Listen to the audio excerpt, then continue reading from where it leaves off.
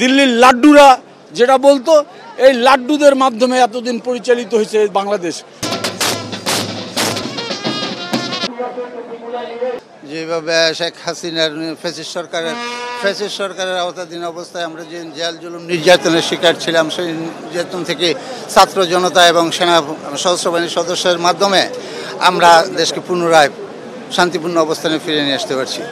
আসার পর থেকে নিয়ে আমাদের এই জুলাই আগস্টের যে গণ অভ্যুত্থান, সেই অভ্যুত্থানকে চিরস্মরণীয় হয়ে বাংলার জমি এবং বাংলাদেশের এবং ইতিহাস রক্ষা করার জন্য আমাদের এই দাবি, এবং যাতে করে আমরা সশস্ত্র বাহিনীর সদস্য, সেনা, নৌ, বিমান এবং ছাত্র জনতা ঐক্যবদ্ধ হয়ে যে আন্দোলন করেছে, সেটা যেন স্মারকলিপি হিসেবে জাতির কাছে চিরস্মরণীয় হয়ে থাকে, সেই জন্য আমাদের আজকের এই প্রোগ্রাম।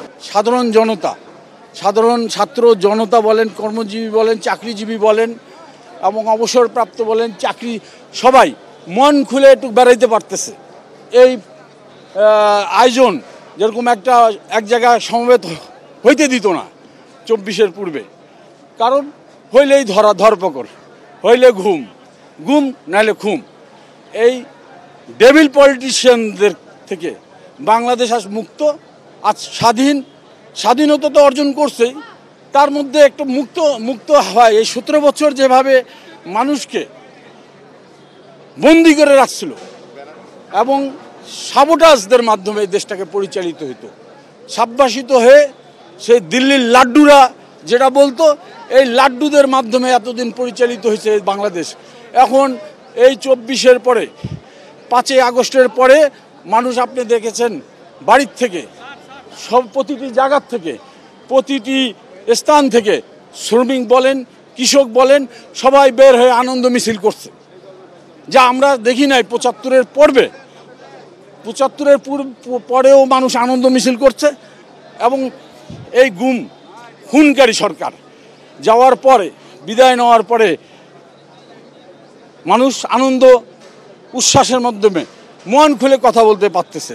দেশের বাইরে নেওয়ার জন্য আমরা সরকারকে অনুরোধ করছি, এবং যেই সব মা বাবার বুক খালি হয়েছে তাদেরকে, তা তো পূরণীয় নয়, তারপরও তাদেরকে সান্ত্বনা দেওয়ার জন্য যতটুকু সহযোগিতা দরকার, এটা সরকারের কাছে আমাদের অনুরোধ থাকলো।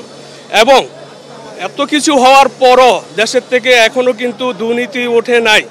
এখনও কিছু মাসোয়ারা পুলিশ আছে, মাসোয়ারা ট্রাফিক পুলিশ আছে, মানে এই যে আন্দোলন আছে, বাড়ি দখল আছে, জমি দখল আছে, এগুলি থেকে মুক্ত হতে হবে। এবং যারা ঘুষখোর, দেশের শত্রু, তাদের যদি বর্তমান বেতনে না পোষায়, তাদের ফ্যামিলি না চলে, তারা চাকরি ছেড়ে চলে যাও।